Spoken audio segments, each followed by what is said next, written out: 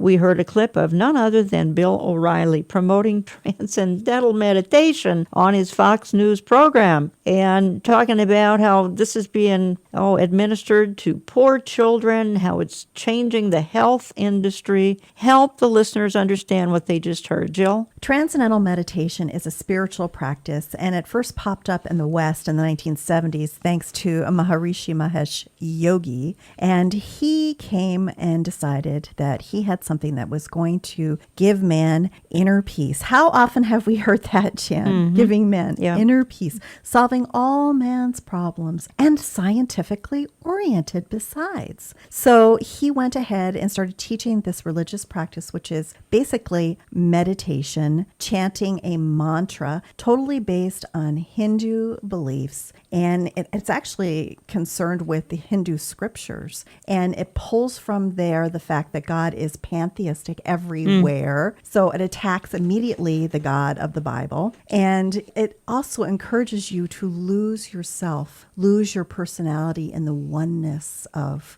God. So this is, of course, a direct contradiction to the scriptures. And now it's being promoted by the American Heart Association. Right. It's being promoted in military academies. Norwich University in Vermont is offering TM to its cadets. It's gone into the schools, to urban centers. The Department of Defense developed a grant to study the effects of TM on post-traumatic stress disorder. So it's filtering into everything, and it's now become a big business in the U.S. I want to support what you're saying. This is a short soundbite of George Stephanopoulos, Jerry Seinfeld. This is Good Morning America, folks. This is mainline television, primetime television is what I'm trying to say. And then when I get back, Eric, I want your input on this. Here with Jerry Seinfeld, also another special guest here, Bob Roth, the executive director of the David Lynch Foundation. And we're all here because we all have something in common. We all practice transcendental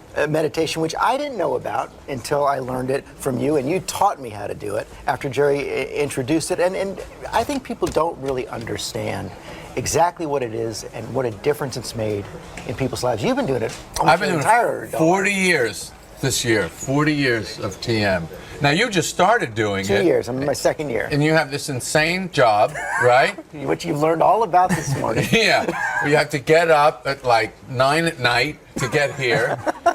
And it makes all the difference. It makes a difference. It makes a huge But it's difference. very hard to explain. You know how I was describing it to somebody? I was saying, it's like having you know how your phone has a charger? It's like if you had a charger for your whole body and mind. That's what TM is. And you said something very important to me when we first started, because it was one of the questions I had. You said, this is not a religion. It's a technique. It's compatible with all kinds of religions. What it really does is try to get the stress out of your life, and now scientists are finding real health benefits. Well, the whole idea is that we have very active, noisy levels of the mind, that we sort of got to go here, got to do this, got to do that. But every human being has deep within a settled, calm, silent level of their mind. And this transcendental meditation is just an effortless way to have the active, excited mind settle down, experience that inner calm. At the same time, the body gains a very deep state of rest. That rest eliminates stress, you have more energy, wakes up the brain, and you guys can do your jobs. Right, and the American Heart Association actually says it works. No, the American Heart Association just came out with a study a month ago that showed that transcendental meditation highly effective for reducing high blood pressure, for reducing risk of stroke, and actually reducing mortality rates by almost 50% from people who've been meditating for 5 years. Very exciting work you guys are doing, because it's not just, it can help anybody, but you guys are going into schools right now, helping at-risk kids, helping soldiers coming back from Iraq, Afghanistan, who are suffering from post-traumatic stress, also women who've been the victims of violence. Well, I mean, for example, the Department of Defense just provided a $2 million grant to study the effects of transcendental meditation on post-traumatic stress disorder. The fact is, as Forbes magazine said, stress is the black plague of the 21st century. It's an ugly thing.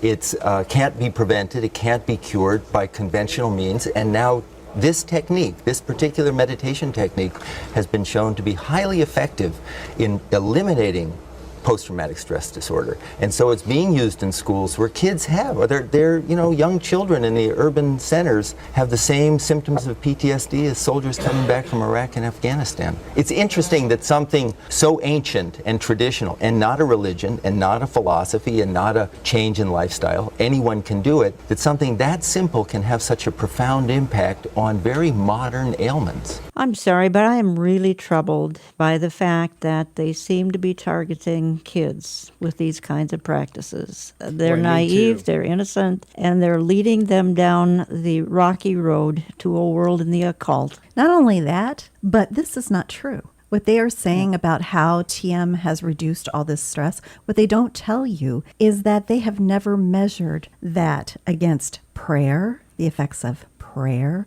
of talking to God. Never. So what they're doing is they're saying, well, TM lowers all this stress, but they have no data on how anything else would affect it. Nothing to compare it to. So it's a lie. You're listening to Understanding the Times Radio. I'm Jan Markell. In studio is Jill Martin Rishi and is Eric Barger, often my co-hosts, often my guests as well, because they both have so much to comment on, quite frankly. Eric, your thoughts on what we just heard? Well, it's a promotion of TM, obviously, and as Jill just pointed out, they have no basis to say what they're saying. I mean, they can make a statement that it helps somebody. In fact, when you're listening to this and you're seeing these well-known faces and entertainers and so on that are promoting it, you go, oh, let's all just sign up and get involved. But TM asks you, it requires that you empty your mind. You begin to think about what that means, that if you've given up the control of your mind, who knows what's coming to visit. Right. In fact, Dr. Martin pointed out he knew exactly who was coming to dinner. I remember one of his messages, and that's what concerns me, is that you've opened yourself up to all kinds of effects that you wouldn't otherwise. And I think it's very important what Jill said, that they've never measured what prayer does. That's the thing. You've opened yourself up to different gods. And the scripture is very clear about this. When people say that this is just a harmless technique and it's compatible with all kinds of religions, not if you look at it and strain it through the pages of the Bible. It's not. It's not compatible with our religion, and it's dangerous, and that's what we're trying to point out. Jill, you made a comment to me because you manage our Facebook and Twitter, and you said that some folks on Facebook were inquiring about the paranormal. They wanted to know about channeling, what was channeling, and basically the impact of it. And I think, again, this relates to fighting the battle. There is so much going on that we cannot see. There are things coming against us that we need to realize are coming from the enemy. We need to spend time in prayer. I'm at my weakest when I am not praying every day. I'm at my weakest when I am not reading the scriptures every day and talking to the Lord and kneeling before Him, spending time in His presence. That is how we equip ourselves for battle. And there's a lot coming against us. And without that armor on, as my father always used to say, you get caught out on the battlefield in your spiritual BVDs. And that's a very bad place to be.